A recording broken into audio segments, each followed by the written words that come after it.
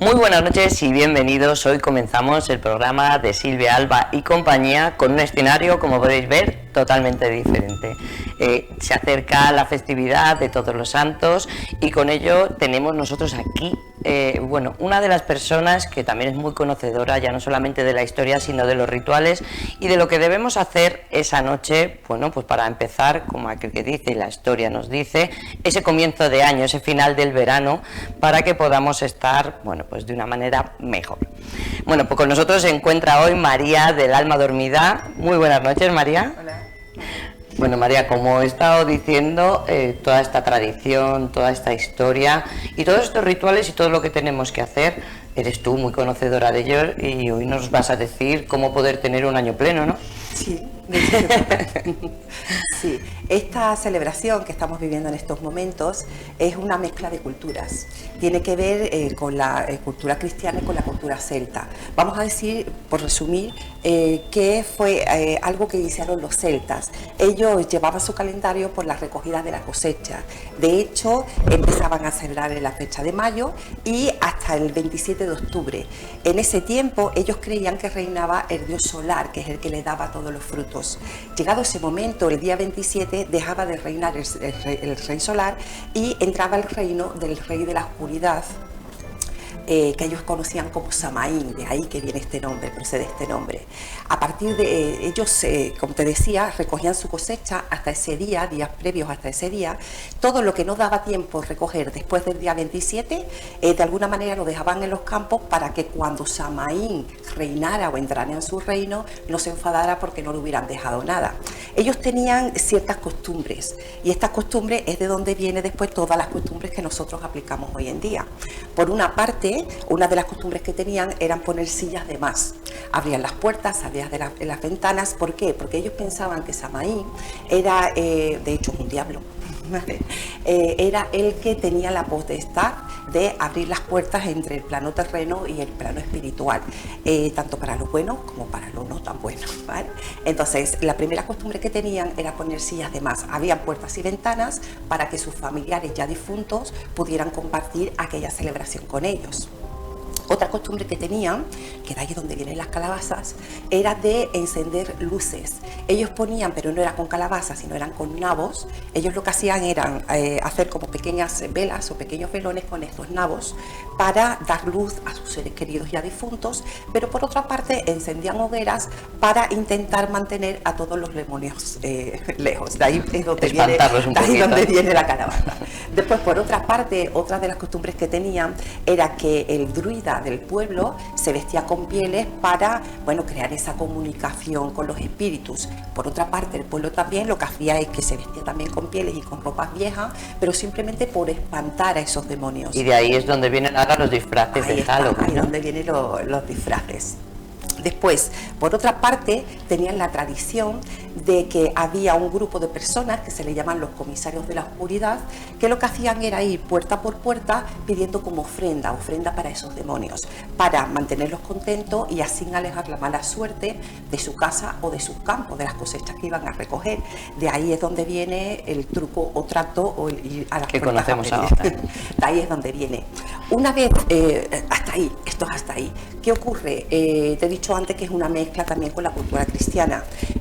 Los cristianos tenían por costumbre tener un día de conmemoración de sus santos o de sus mártires, pero lo tenían en el mes de mayo. ¿Qué ocurre? Cuando el cristianismo se empieza a extender, lo que hacen es que lo pasan al día 1 y 2 de noviembre, porque la celebración de la cosecha era desde el 27 de octubre hasta el día 2 de noviembre.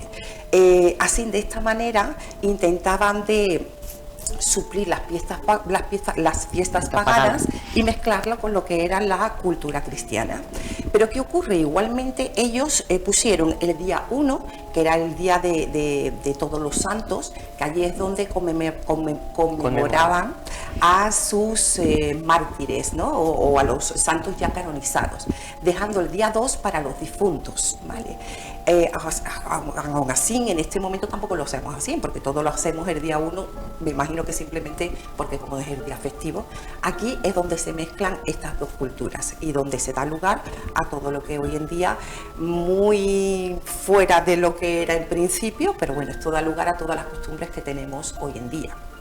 Sí, porque como estabas diciendo, bueno, pues el Samaín se celebra también en localidades de la provincia.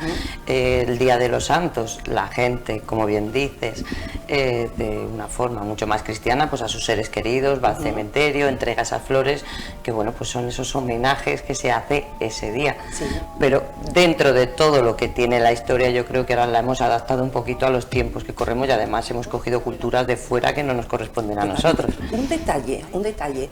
Pensamos que esto es muy americano, ¿no? Lo de las calabazas y tal, pero hay que tener en cuenta una cosa, la historia no nos cuenta esto. La historia nos cuenta que esto es una tradición de aquí, de Europa y más concretamente de la península ibérica, o sea que es algo nuestro, aunque después se ha ido adaptando y está más comercializado, vamos a decir, en la parte de América, pero que es nuestro.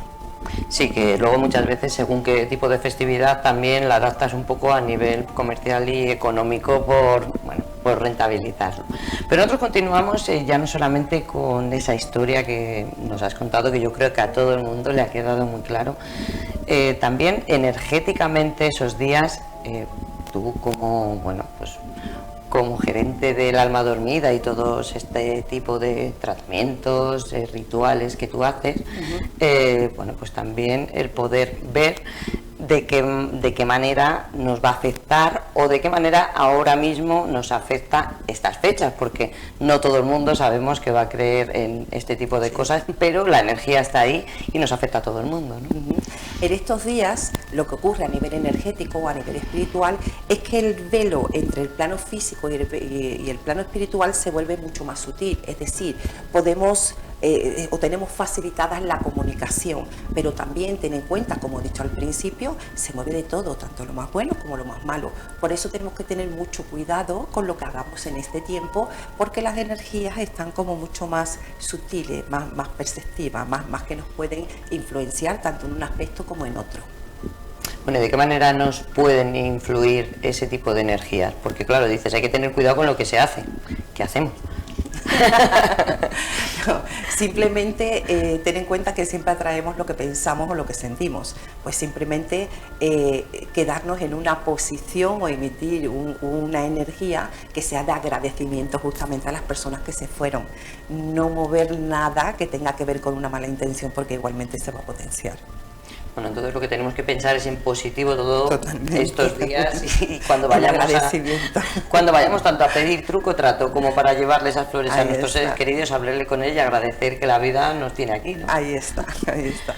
Bueno, también estos días hay rituales, bueno, pues para protegernos de todo esto que has dicho, y hay maneras y formas de, bueno, pues dejar atrás todo lo malo y comenzar todo lo bueno, que como has comentado, pues bueno, pasamos de la luz a la oscuridad, pero para poder seguir teniendo una luz más clara en nuestra vida, ¿no? Sí.